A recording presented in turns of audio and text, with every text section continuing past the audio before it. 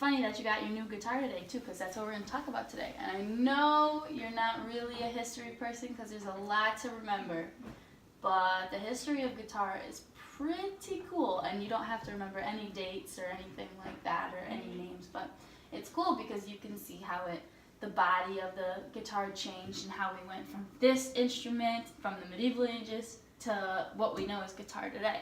So that's pretty cool. So the guitar that we know today most likely originated from Spain in the early 16th century, and it had 4 strings and a wasted body. So where did the modern guitar originate from? Was it France or Spain?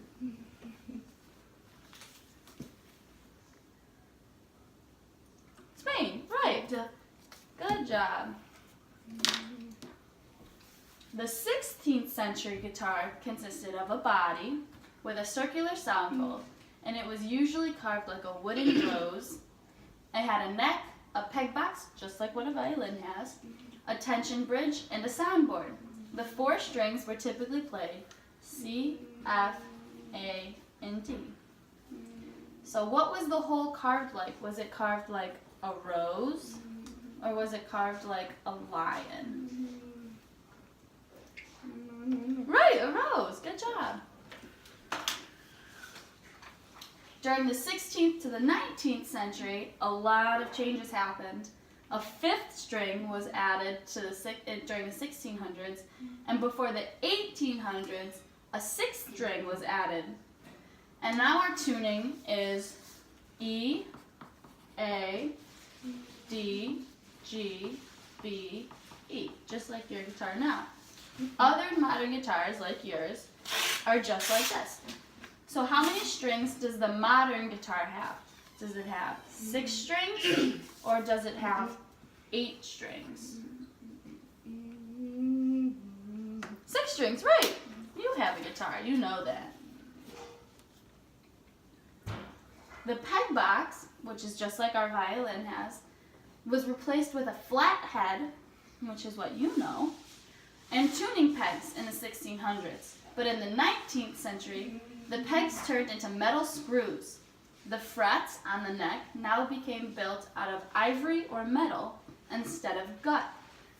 What were the first frets made out of? Were they made out of iron, or ivory, or metal? Or was it made out of plastic?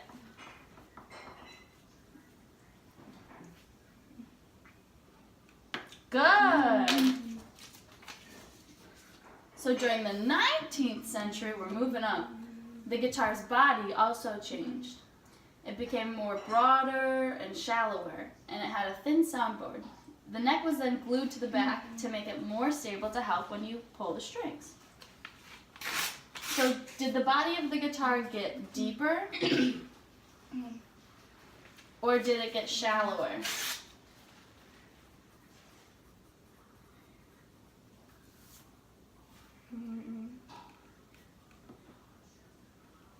There you go, shallower. They used to be really, really thick, and now they're nice and thin and comfortable to hold. Antonio Torres was a big reason as to why guitars kept changing.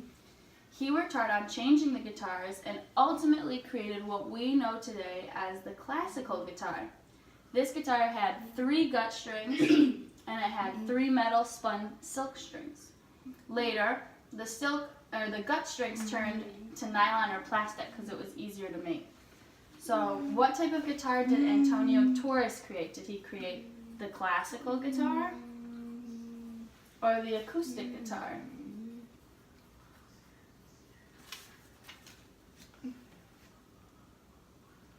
Classical, right. And that's what we like to play a lot.